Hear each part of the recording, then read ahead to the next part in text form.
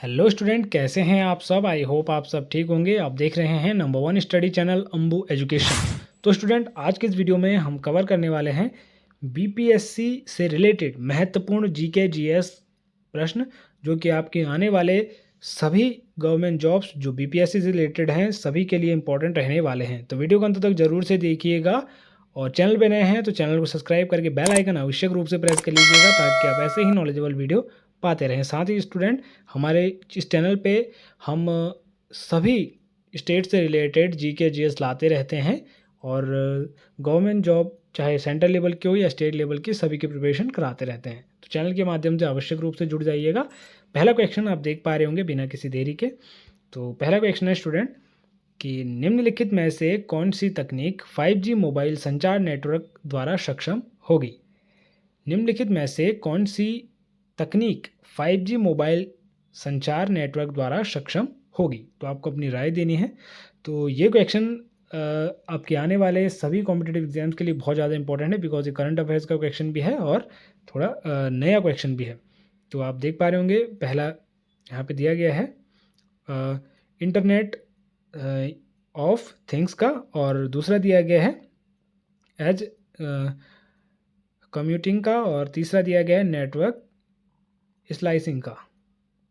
तो यहाँ पे आपको बताना है, नीचे दिए गए कोड का उपयोग करके सही उत्तर आपको देना है। तो यहाँ पे ऑप्शन ए दिया गया है केवल एक और दूसरा सही है, ऑप्शन बी है कि केवल दूसरा सही है, ऑप्शन सी है कि केवल तीसरा सही है, और ऑप्शन डी है कि केवल पहला और दूसरा तीसरा सही है। तो यहाँ पे आपका राइट आंसर है स्टूडेंट ऑप्शन डी, यानी कि तीनों यहाँ पे सही हैं।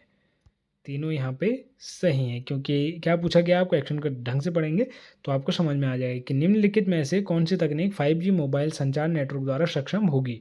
तो इंटरनेट ऑफ थिंग्स ये भी सक्षम होगी, ऑप्शन बी एंड जो कंप्यूटिंग है ये भी सक्षम होगी, और नेटवर्क स्लाइसिंग ये भी सक्षम होगी। तो ऑप्शन डी आपका सही उत्तर हो जाएगा कि यहाँ पे 1 2 3 तीनों यहाँ पे सही हैं।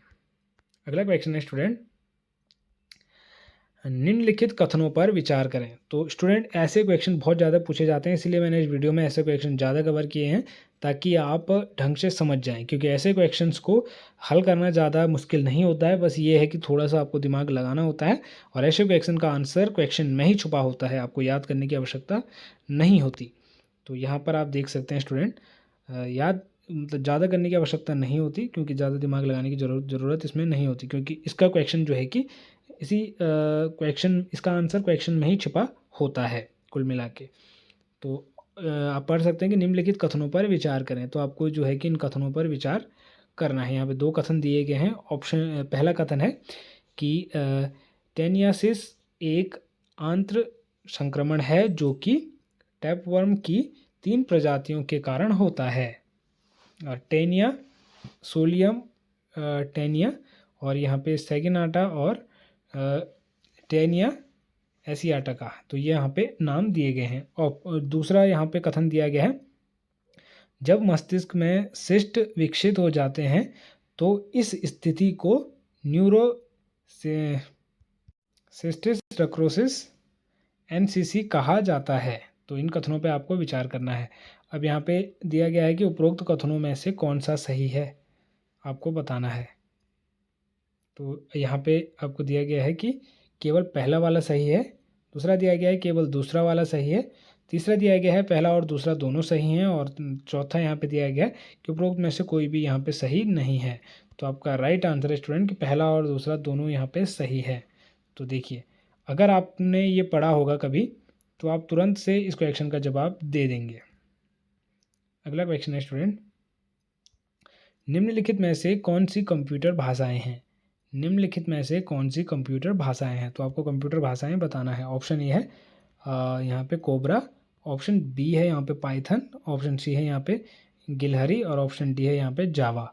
तो जैसे कि यहाँ पे 4 नाम दिए गए हैं, तो ऑप्शन ए है यहाँ पे केवल पहला और दूसरा, ऑप्शन 3 यहाँ पे ऑप्शन बी यहाँ पे दिया गया है केवल तीसरा और चौथा, और ऑप्शन सी यहाँ पे दिया गया है केवल पहला और तीसरा, और यहाँ पे दिया गया है उपरोक्त सभी।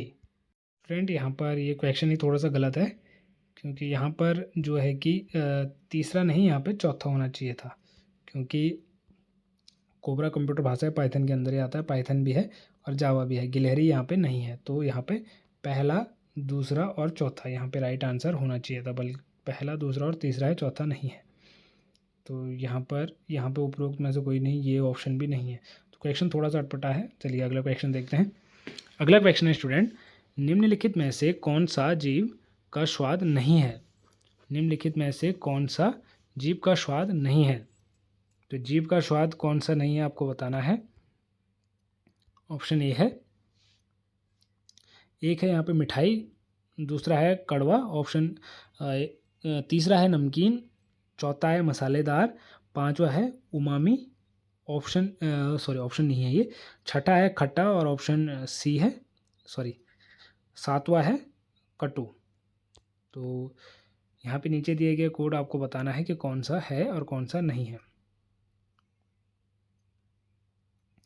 तो यहाँ पे आपको 4 ऑप्शन दिए हुए हैं। तो पहला है कि दूसरा, पांचवा और सातवां नहीं है, पूछा है, नहीं है। तो दूसरा, पांचवा और सातवां देखते हैं। पहला वाला ऑप्शन चेक कर लेते हैं। तो पहले ऑप्शन ही चेक कर लेते हैं। ऑप्शन बी है पहला, तीसरा और चौथा, ऑप्शन सी है चौथा और सातवां, और ऑप्शन डी है तीसरा और छठा। तो पहला ऑप्शन देख लेते हैं, दूसरा, पांचवा, सातवां। तो दूसरा कड़वा, पांचवा सातवां, तो ये तो गलत हो गया, कड़वा तो मुंह का स्वाद है।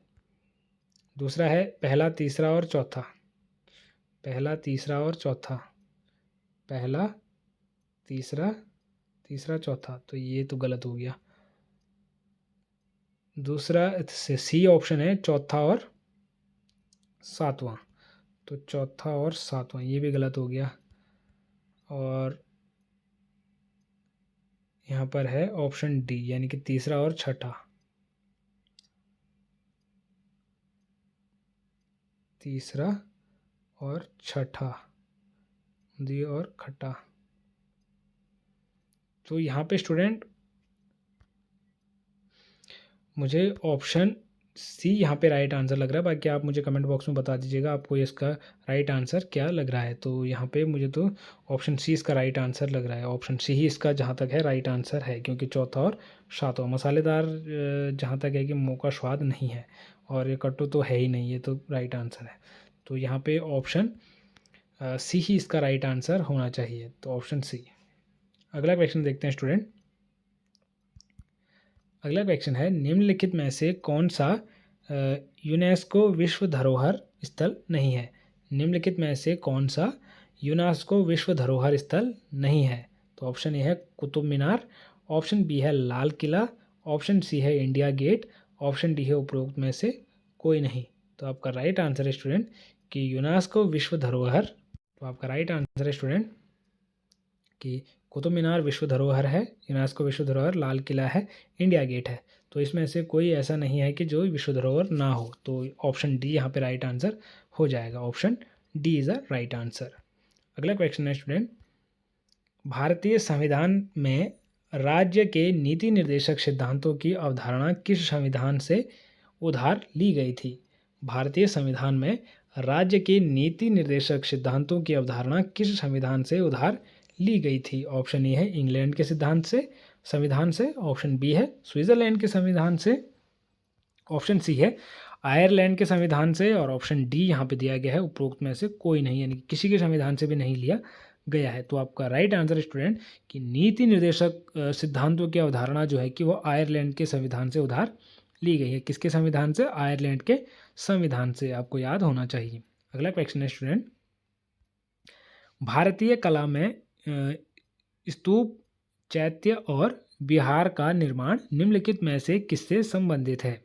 ऑप्शन ए है आजीविका संप्रदाय, ऑप्शन बी है वैष्णव संप्रदाय, ऑप्शन सी है बौद्ध धर्म, और ऑप्शन डी है शैव संप्रदाय। तो आपका राइट आंसर है कि भारतीय कला में स्तूप और चैत्य और विहार का निर्माण जो है कि वह बौद्ध धर्म से संबंधित है। बौद्ध धर्म, ऑप्शन सी आपका राइट आंसर हो जाएगा स्टूडेंट। अगला क्वेश्चन है, भारतीय हस्तशिल्प के संदर्भ में बिहार में सुजनी क्या है? बिहार में सुजनी क्या है? भारतीय हस्तशिल्प के संदर्भ में बिहार में सृजनी क्या है? ऑप्शन ए है एक प्रकार का कांच का बर्तन, ऑप्शन बी है एक धातु शिल्प, ऑप्शन सी है कढ़ाई का एक प्रकार, ऑप्शन डी है मिट्टी के बर्तनों का एक प्रकार। तो यहाँ पे सृजनी जो है कि कढ़ाई का एक प्रकार है। ऑप्शन सी आपका बिल्कुल सही उत्तर हो जाएगा स्टूडेंट। बिहार के लोग जो होंगे वो समझ गए होंगे। अगला क्वेश्चन है स्टूडेंट, बाबर के भारत आगमन के कारण, बाबर के भारत आगमन के कारण। ऑप्शन ए है यहाँ पे कारण बताए गए हैं, आपको उनके उत्तर देने हैं, कथन है ये। तो पहला कथन यहाँ पे दिया गया है उपमहाद्वीप में बारूद का आगमन। ऑप्शन बी है वास्तुकला क्षेत्र में मेहराब और गुंबद का परिचय। ऑप्शन सी है क्षेत्र में तैमूर राजवंश की स्थापना। ऑप्शन यहाँ पे ऑप्शन नहीं, यहाँ पे कथन चौथा है कि युद्ध में तोपों का प्रयोग। तो आपको बताना है कि उपरोक्त में से कौन सा कथन जो है कि वह सही है। तो ऑप्शन ए है कि पहला और दूसरा कथन सही है, ऑप्शन बी है पहला, दूसरा और तीसरा कथन सही है, ऑप्शन सी है कि तीसरा और चौथा कथन सही है, और ऑप्शन डी है कि उपरोक्त में से कोई भी यहाँ पे सही नहीं है। तो बाबर के भारत आगमन का जो प्रमुख कारण था वो है क्षेत्र में जो है कि तैमूर राजवंश की स्थापना और युद्धों में तोपों का प्रयोग। तो ऑप्शन तीसरा और चौथा यहाँ पे राइट आंसर हो जाएगा, 3 और 4। ऑप्शन सी यहाँ पे राइट आंसर हो जाएगा स्टूडेंट आपका। अगला क्वेश्चन है कि नाथपंथियों सिद्धों और योगियों ने भक्ति धर्म को लोकप्रिय बनाया। भक्ति धर्म को लोकप्रिय बनाया, कहाँ बनाया आपको बताना है। ऑप्शन ए है उत्तरी भारत में, ऑप्शन बी है यहाँ पे दक्षिणी भारत में, ऑप्शन सी है पूर्वी भारत में, और ऑप्शन डी है यहाँ पे पश्चिमी भारत में। तो आपका राइट आंसर है स्टूडेंट दक्षिण भारत। दक्षिण भारत में जो है कि भक्ति आंदोलन को लोकप्रिय बनाया, और बाद में ये पूरे भारत में लोकप्रिय हो गया। तो आपका ऑप्शन बी यहाँ पे आपका राइट आंसर हो जाएगा स्टूडेंट, ऑप्शन बी। अगला क्वेश्चन है स्टूडेंट, निम्नलिखित में से कौन सा राष्ट्रीय उद्यान वन्यजीव अभ्यारण्य बिहार में है? वन्यजीव अभ्यारण्य बिहार में है। ऑप्शन ए है कथन यहाँ पे दिया गया है कि वाल्मीकि राष्ट्रीय उद्यान, दूसरा कथन दिया गया है दुधवा राष्ट्रीय उद्यान, तीसरा कथन दिया गया है कि गजनेर वन्यजीव अभ्यारण्य, तीसरा दिया गया है कि भीम बांध वन्यजीव अभ्यारण्य। तो कथन दिए गए हैं, अब नीचे आपको कोड का यहाँ प्रयोग करके सही उत्तर देना है। तो पहला यहाँ पे दिया गया है एक और चौथा, दूसरा दिया गया है दूसरा और तीसरा, तीसरा है एक और तीसरा, और यहाँ पे ऑप्शन डी है दूसरा और चौथा। तो आपका राइट आंसर है स्टूडेंट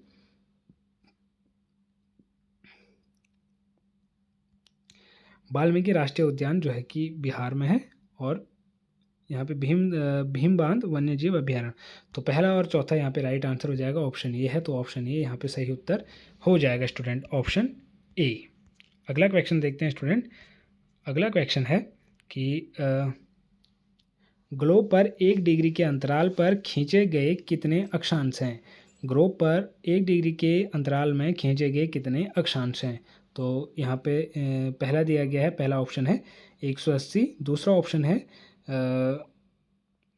178, और तीसरा ऑप्शन है 179, और ऑप्शन यहाँ पे ऑप्शन डी है उपरोक्त में से कोई नहीं। तो आपका राइट आंसर है कि 1 डिग्री के अंतराल पर 179 यहाँ पे अक्षांश हैं। कितने? 179 अक्षांश, 179 अक्षांश यहाँ पर खींचे गए हैं। अगला क्वेश्चन है स्टूडेंट,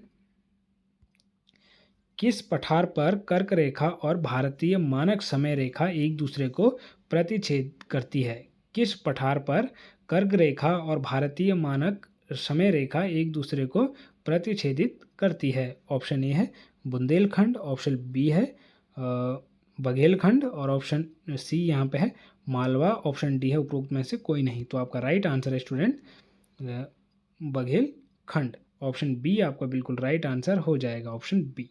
अगला क्वेश्चन है स्टूडेंट, भारत के संविधान के 42वें संशोधन के संबंध में निम्नलिखित में से कौन से निम्नलिखित कथनों पर विचार करें। तो कथनों पर विचार करने के लिए आपको दिया गया है।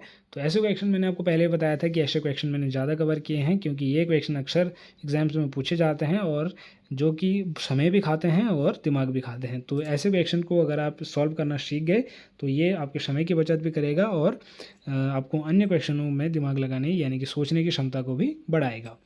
तो पहला है स्टूडेंट, पहला कथन यहाँ पे दिया गया है कि इसने प्रस्तावना में 3 शब्द जोड़े, समाजवादी, धर्मनिरपेक्ष और अखंडता। ऑप्शन बी यहाँ पे दिए गए हैं, इसने संविधान में 8 मौलिक कर्तव्य जोड़े। तीसरा कथन दिया गया है कि इसमें नए नीति निर्देशक सिद्धांत अर्थात अनुच्छेद 29A, अनुच्छेद 43A और अनुच्छेद 47 को जोड़े गए।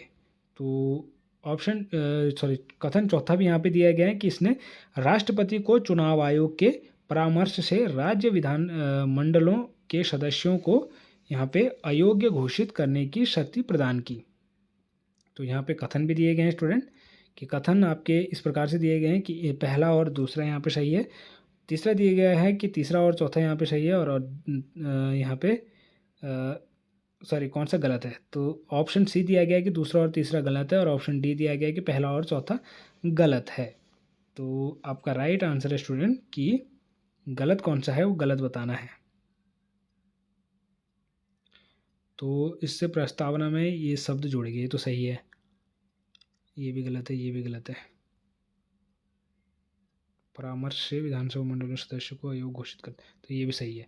तो आपका राइट आंसर हो जाएगा स्टूडेंट कि दूसरा और तीसरा यहाँ पे गलत है। ऑप्शन सी आपको बिल्कुल सही उत्तर हो जाएगा, ऑप्शन सी। अगला क्वेश्चन है स्टूडेंट, केंद्र सरकार ने गैर योजना व्यय के बारे में निम्नलिखित में से कौन सा कथन सही है। केंद्र सरकार के गैर योजना व्यय के बारे में निम्नलिखित में से कौन सा कथन सही है। ऑप्शन ए है व्यय ब्याज भुगतान पर, ऑप्शन बी है व्यय विज्ञान और प्रौद्योगिकी पर, ऑप्शन सी है व्यय कृषि पर और ऑप्शन डी है उपरोक्त में से कोई नहीं। तो आपका राइट आंसर है स्टूडेंट ऑप्शन ए यानी कि व्यय भुगतान पर। ऑप्शन ए बिल्कुल सही उत्तर हो जाएगा स्टूडेंट। तो ये थे स्टूडेंट कुछ इंपॉर्टेंट जीके क्वेश्चन जो कि बीपीएससी से रिलेटेड हैं और आपके आने वाले सभी कॉम्पिटिटिव एग्जाम्स के लिए बहुत ज़्यादा इंपॉर्टेंट रहने वाले हैं। तो वीडियो पसंद आई हो तो वीडियो को लाइक करके चैनल को सब्सक्राइब आवश्यक रूप से कर लीजिएगा और ऐसे ही नॉलेजेबल वीडियो के लिए बेल आइकन भी आवश्यक रूप से प्रेस करिएगा। मिलते हैं स्टूडेंट एक और नई नॉलेजेबल वीडियो में एक और नई इन्फॉर्मेशन के साथ, तब तक के लिए बाय बाय, टेक केयर।